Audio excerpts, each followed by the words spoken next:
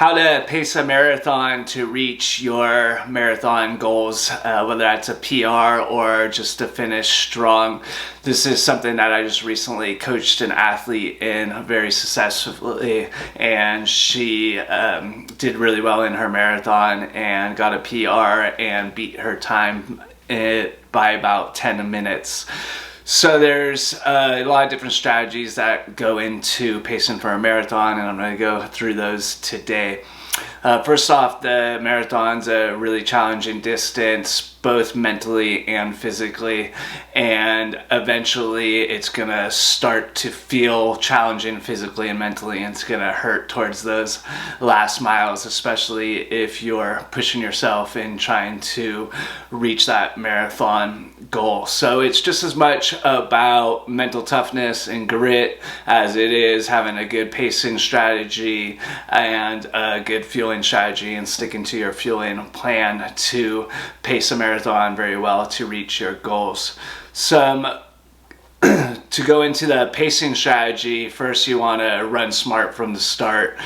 Really, the first mile 1 through 10, you want to start slower than your marathon goal, slower than the pace that you need to run to reach that goal by about 10 to 20 seconds. And you want to really ease into that distance, the marathon, through the mile 1 through 5, and allow your body to settle into the rhythm and get into your running form without burning too much extra energy too soon. Oftentimes people just go off too fast and then they can't sustain that energy, that effort towards the end of the race.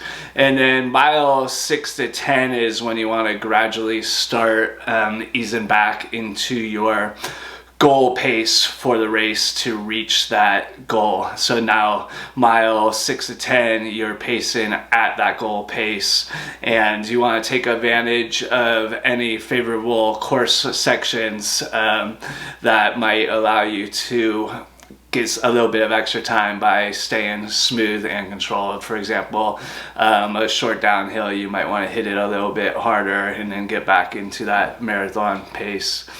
And then mile 11 to 10 in the marathon is really when you want to start to rely on your training and trust in the training you did, and try to maintain that goal pace through that mile 11 through 20, and again focusing on a controlled effort and efficient fueling, taking in that fuel every 30 minutes to an hour to make sure your energy levels stay high. And then the last 6 miles is typically where it hurts in a marathon. This is where we start to have to run with our heart, and it is relying more on that mental strength to push us through the discomfort of the marathon, of the distance, and embrace that challenge of finishing the marathon strong and finishing it strong. So the last 6 miles are the ones that hurt, and you're really running with your heart and really giving yourself everything mentally that you can and embracing that challenge.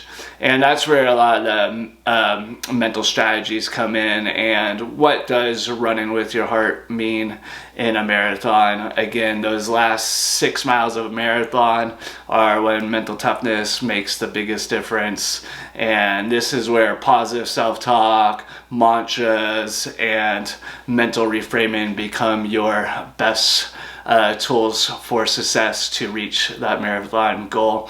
So some mantras, for example, for those last 6 miles that I coach people is, I run 6 miles every week, I've got this. A 6-mile run is a typical midweek run for a lot of marathon runners. It's something that's done every week. So reminding yourself, hey, I run 6 miles all the time. I got this. I can finish this strong no matter how discomfort you're feeling from the distance before the 20 miles. As you're getting closer, I only have 5K left. This is a short run for me. 3-mile run. This was probably your short runs each week during your marathon training, and something that you've done weekly multiple times. It's just a 5K. You got this. You're telling yourself in your head and keeping that mental toughness going.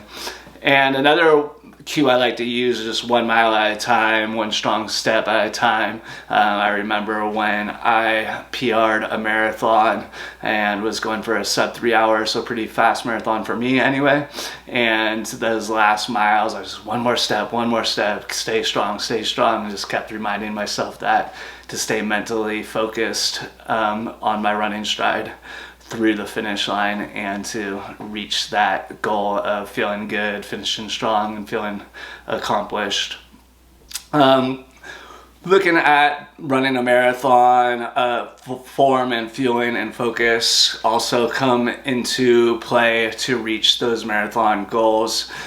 Often you want to check your form if you're feeling like your pace is dropping or you're seeing your pace dropping on your watch. You want to focus on posture, focus on a good strong arm swing, and make some small adjustments to your running stride, and that's gonna make a big difference. And I like to cue runners who run marathons or any distance when their posture is starting to slouch, their pace is starting to drop. Typically they're getting heavier, so they're starting to lean forward, their strides are getting heavier. It's just their run tall, and that corrects that posture right away, and it allows you to run lighter. I like to say run tall and pretty, so that way you're not slouched over bad posture, you're tall, you're pretty, you got that forward lean, and you're getting back into that good run cadence.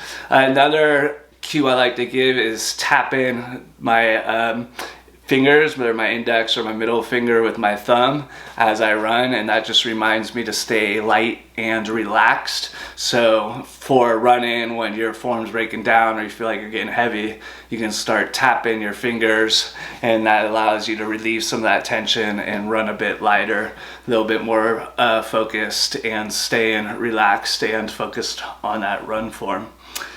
Fueling smart, unless you're running the marathon in a sub 2 hours, which most people aren't unless you're a professional, you need to fuel during your marathon, and you need to practice your race day fueling in your training, and that includes your pre-marathon, your pre-workout meal, typically a high in carbohydrates, easy to digest, something you've ate many times that you know sits well with you while you're running long distance.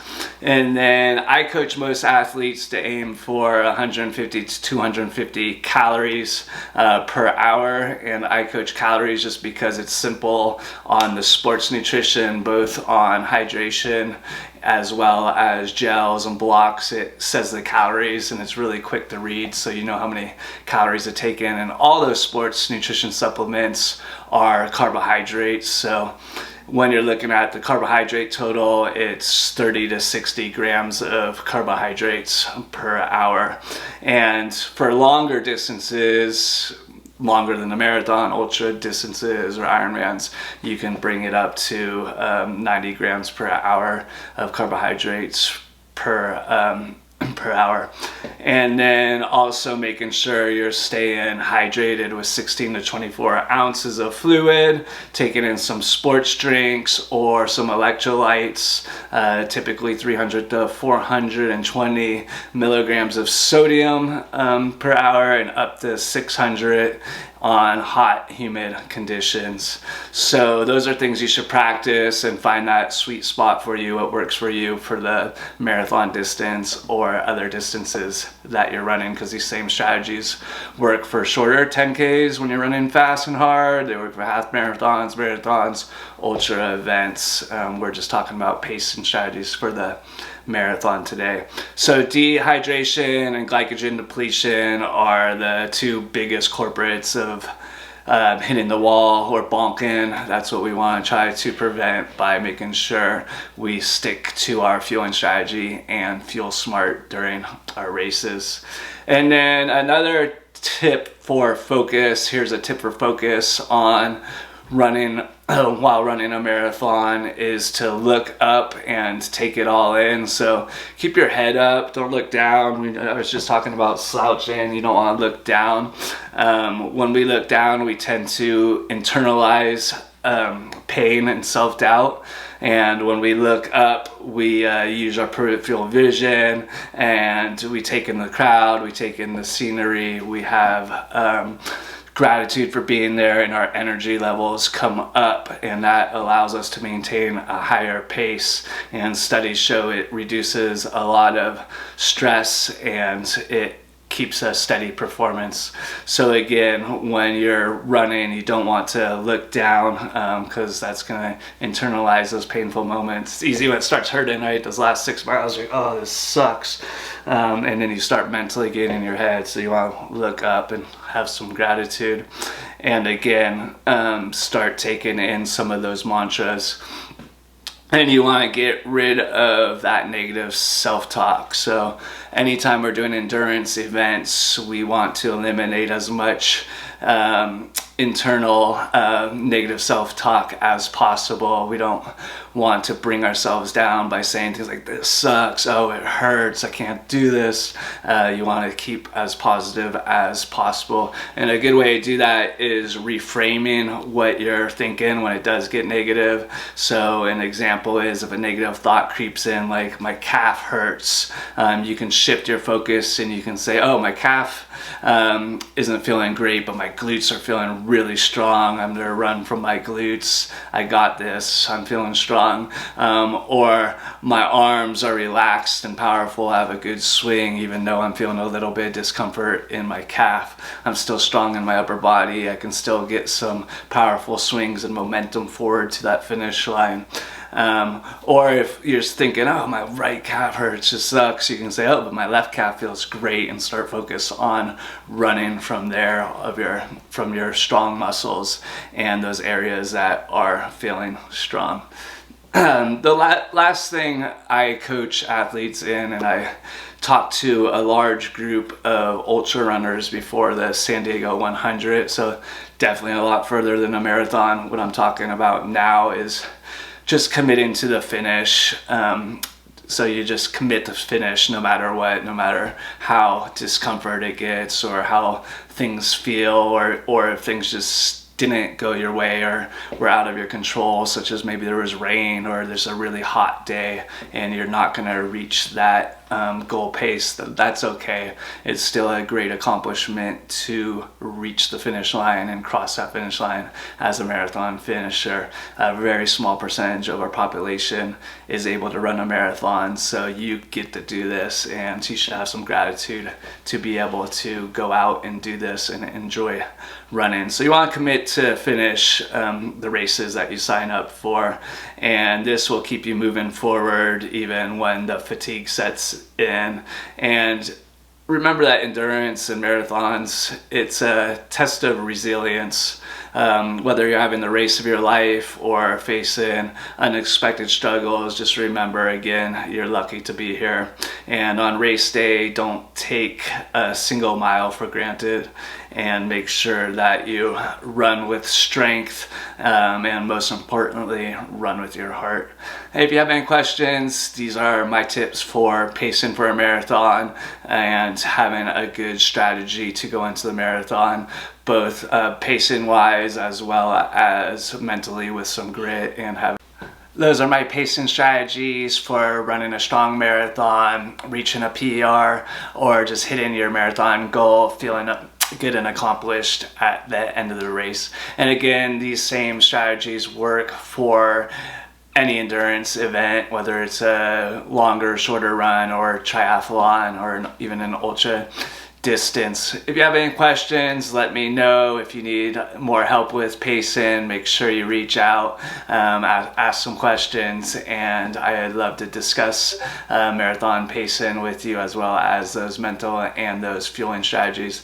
And then last, just remember, you're not going to reach your marathon goals if you don't do the work, if you don't do the training that leads up to these strategies. So make sure you get out there and get your runs in, have a solid training plan that's structured and progresses you to a strong finish. And if you need help with that, I'm Coach Joe Beckley. I'd be happy to help you, and be sure to contact me and reach out.